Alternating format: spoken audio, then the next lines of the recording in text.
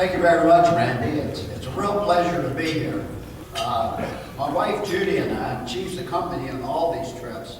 And I said, you don't have to go, I can do this. But she's ended up being my tech person. She said, the real reason I want to go is I want to make sure you get back home because you do not have a very good sense of direction. And, but I got to say, she has been a wonderful help to me. I have been very, very fortunate. I married my best friend, my lover, the wife of our children, grandchildren, great-granddaughter. And this November, we'll be married 53 years. And we really have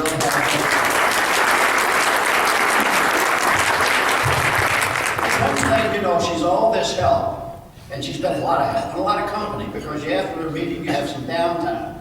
And you think after we finish this meeting today, we'll get in the car and go home. Well, we will. We'll head home, but there's a debriefing session.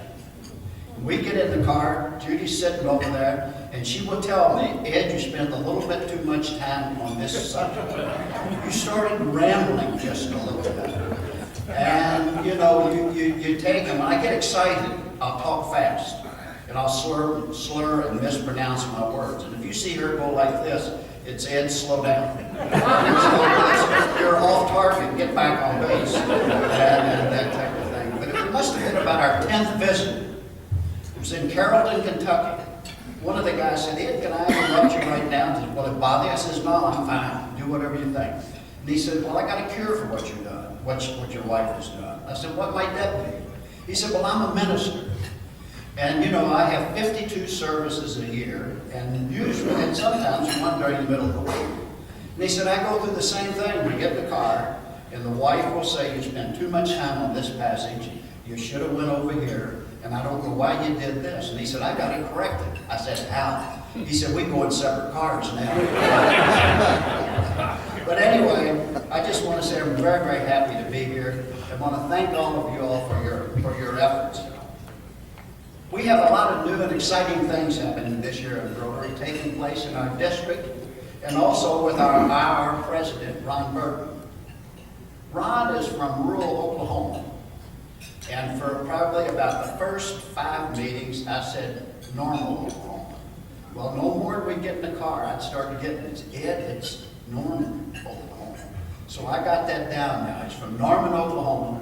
He worked for the University of Oklahoma his whole career in the foundation area. And he calls himself a straight shooter, and he really is. He's really a comfortable guy to be around. I've been around him 3 or 4 different times. He wouldn't know me, I know him. There's 543 district governors in the world. And, but he is a straight shooter. And there's no question in my mind that he will lead Rotary to a very exceptional year. In the article about him in the July issue of the Rotarian, if you read it, you know what I'm going to say. If you haven't, dig it out. Because you will see from his final comments his commitment to Rotary. When he said, I want to make the woodpile just a little bit higher. Well, that reminds me so much of a saying my father told me and my 2 brothers. I'm the oldest of 3 boys. And he would always tell us, boys, leave it better than you found it. When we started cutting grass jobs, there was about 2 years, we're about 2 years apart, and we worked together a lot. He would make sure we did the grass jobs right. Through high school and college, I worked at a small dairy in Shively. And he would always say, when you get finished with your job, pick up the broom and leave it better than you found it. And I think that's what we all want to do in our careers, or whether it's in Rotary, whatever your position is, you want to leave it just a little bit better than what you found it. And that's what I want to do this year as governor. New from RI this year, we have Future Vision. It is up and running. And that is a new procedure for getting district, global, and package grants. Funding to gosh, I lost that word, to sponsor your projects. Out of our 58 clubs, we have 20 that have qualified to apply for grants. I'm happy to say that you all are one of them. At the district level, we have new reps to help you in the foundation area and in the membership area to help increase giving and also to increase membership. Another program that I'm really excited about is social media. We live in an electronic world, and we need to take advantage of the communication and the publicity that is out there. Publicity creates interest and involvement. That translates into new members and getting our current members more involved. But I think the biggest thing is it tells the general public what we are doing right here in Louisville and worldwide. Many of y'all have met and been in meetings with Michael Angelo Caruso. He has spoken at PETS and many of our district conferences. Well, last year at the district conference, and if you know Michael, he will say, "Here, Judy, will you take pictures of me as I go around the room?" And he might say, "Randy, take this movie as I go around the room." Then when he's finished, he'll hit a couple buttons, and it's on his web page, and it's on YouTube, and whatever. And he happened to be last year the president of the Troy, Michigan Rotary Club.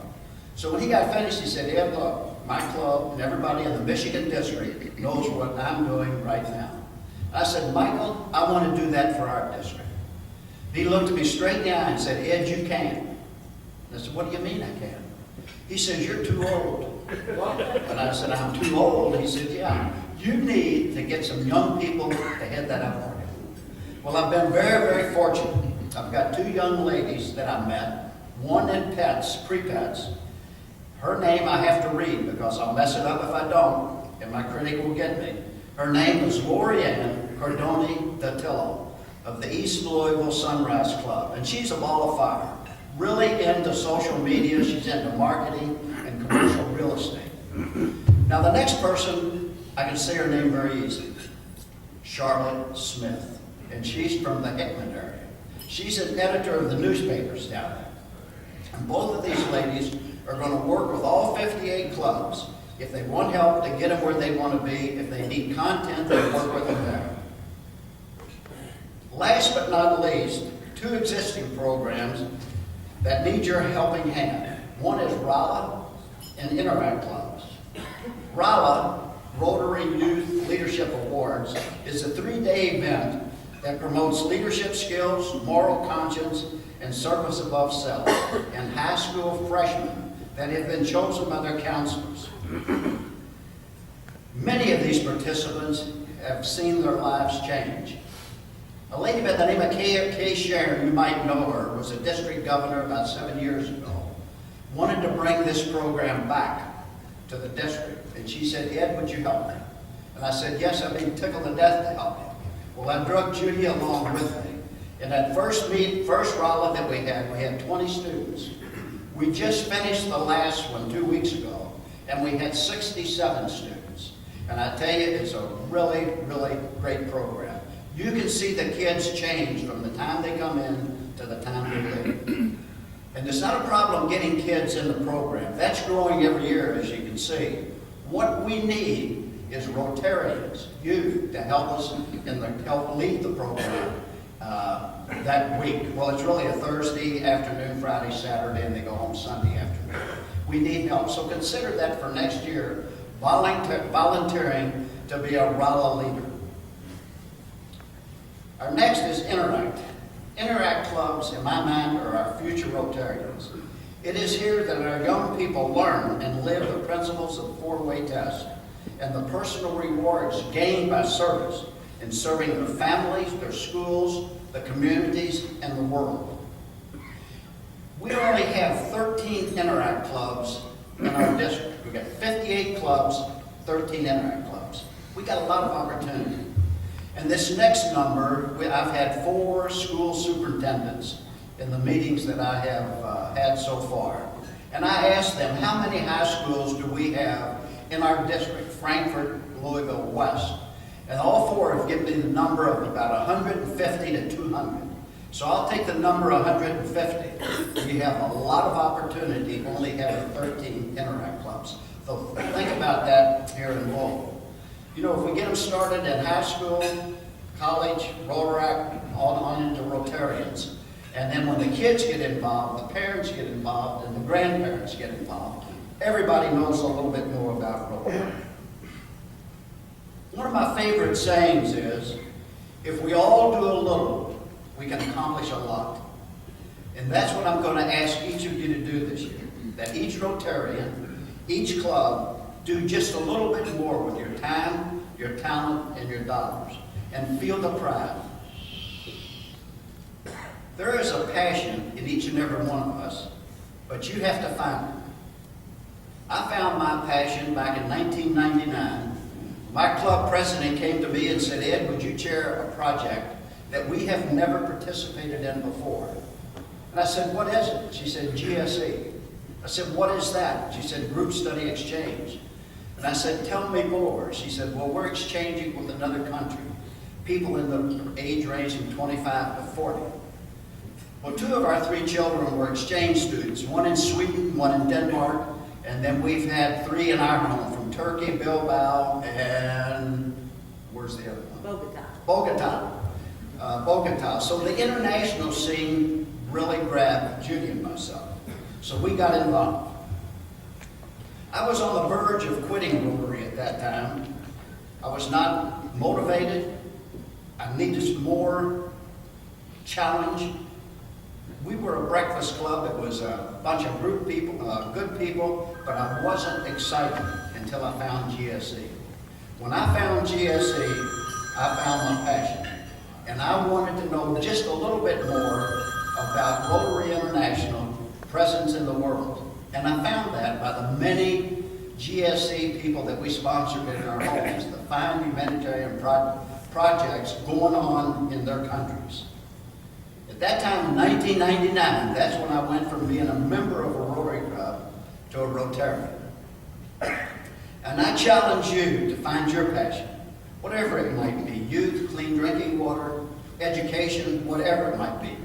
Find your passion, engage in that passion, and change lives here in Louisville and around the world. Lastly, I want to ask you, take a minute to consider, what in your life are you really proud of? Is it your spouse and family, your career, achievements, your talents? And if you're like me, you're probably a little bit of all of them. And then the last question I want to ask you, are you really proud to be a Rotarian? Well, you really should be, because there is no other service organization in the world that does what we do for local communities and worldwide. There's so much that we take for granted, such as shelter, food, water, health care, that doesn't exist in a lot of countries. We can get a glass of water here and not worry about it. We buy a bottle of water, don't worry about where it was filled. We can drink out of a fountain downtown, whether it's California, Vermont, wherever, and never think about it. That doesn't happen in a lot of countries. If we get sick, and it's very bad, we go to the emergency room. If it's just so-so, we might go to immediate care. If it can wait until our family doctor can see us, we make an appointment and go there. That doesn't happen in a lot of the world. I'm going to take a couple minutes here and go through some slides and show you your foundation dollars at work abroad. I went to Guatemala with Bellman a few years back, and you hear about people living on the dump, and these people actually made a living of living on the dump, and here was their shelter. There was a family of 5 that lived in mom and dad and 3 kids. This is the dishwashing station of a daycare center. And I really don't think that I'd want to eat off of the dishes after they had been washed. This here was a nutrition center. They would bring kids in here for 6 weeks to 6 months until they got back on their feet.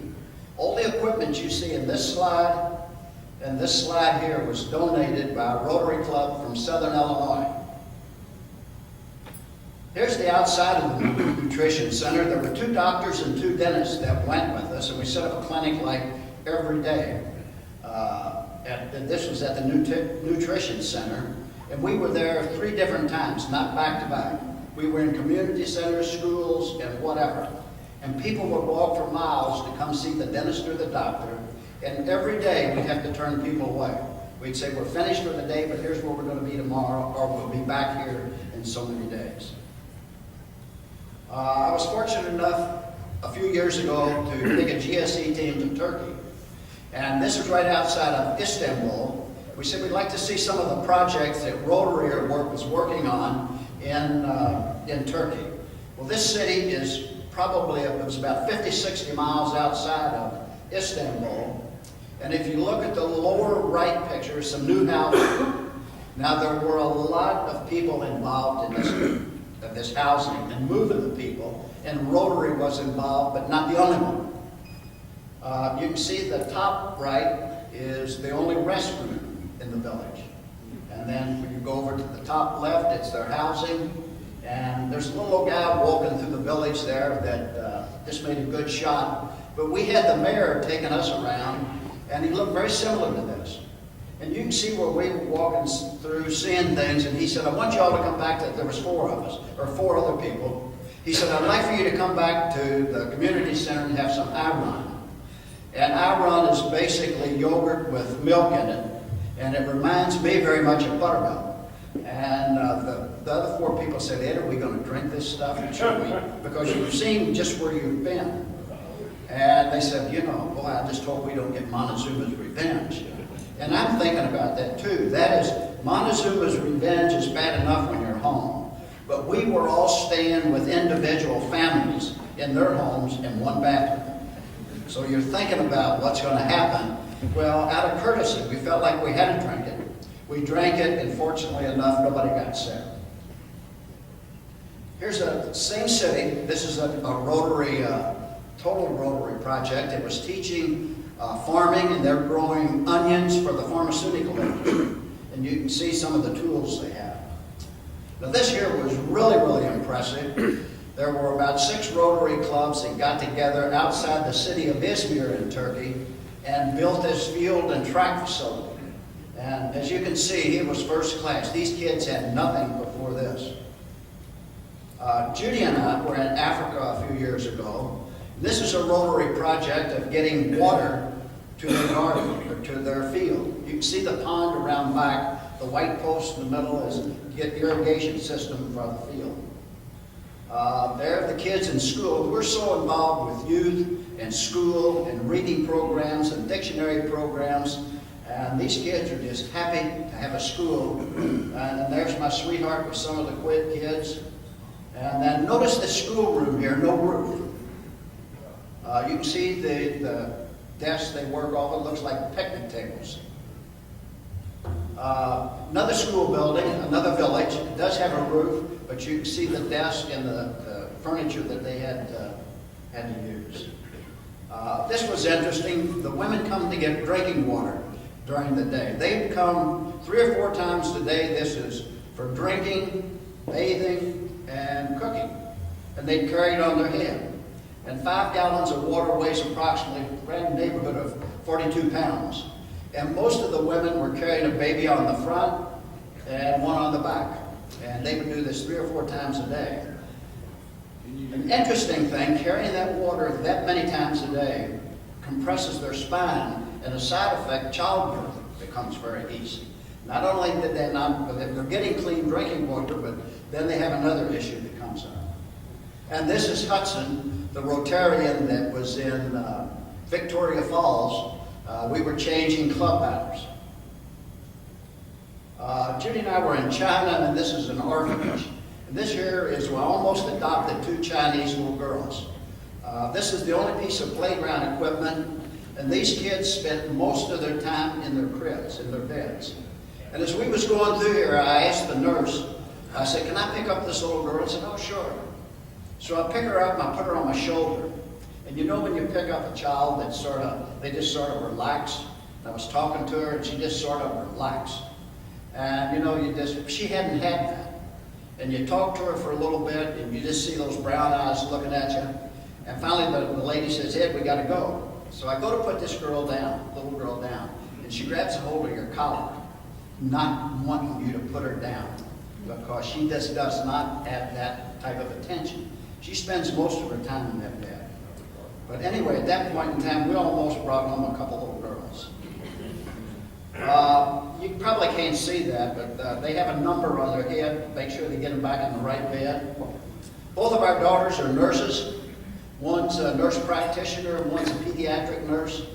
And I think it was in 1986 when Ceausescu was assassinated, Bush #1 asked the University of Louisville and Humana to send pediatric doctors to Romania. And I know Dr. George, and I can't remember his last name, headed it up. And my daughter was chosen. And her husband couldn't go at that time. And she says, Mom and Dad, would one of you want to go? So I went. And we paid our way. Myself and my doctor's dad went. And it was very, very rewarding. There's their ambulance. There's the nurses' conference room. And it looks like something out of the 20s or 30s. And the only incubator in the hospital was there. So at that point, when we were there, 60% of the kids that were born in the hospital were abandoned because the parents couldn't take care of them.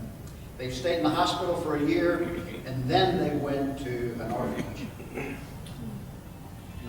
This is Thailand. Judy and I were in Thailand some years back, and here's where the family lived.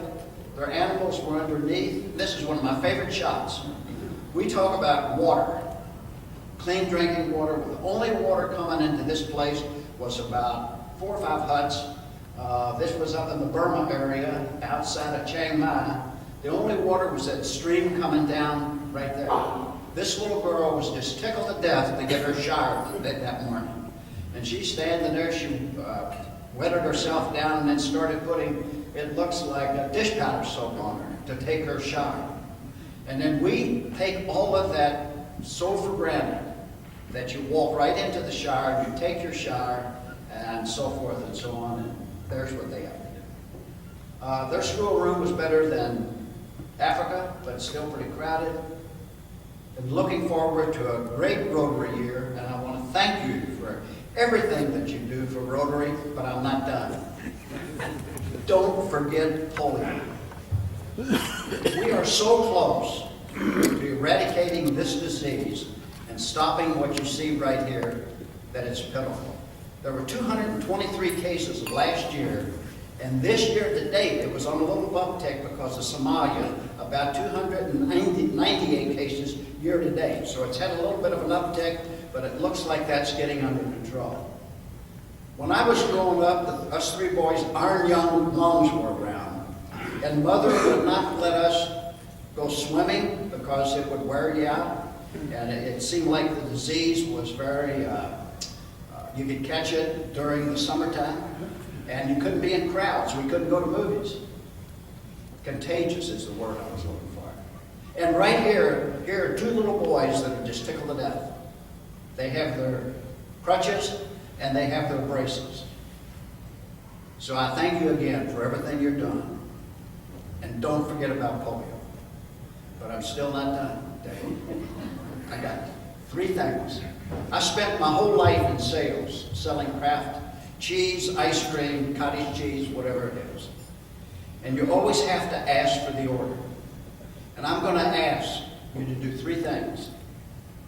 The number 1 thing I want you to do is find your passion in Rotary. Find out what it is, engage in that passion, and change lives here in Louisville and around the world. The next thing I'm going to ask you is do just a little bit more so that we can accomplish a lot. We're just ordinary people doing extraordinary things in the world.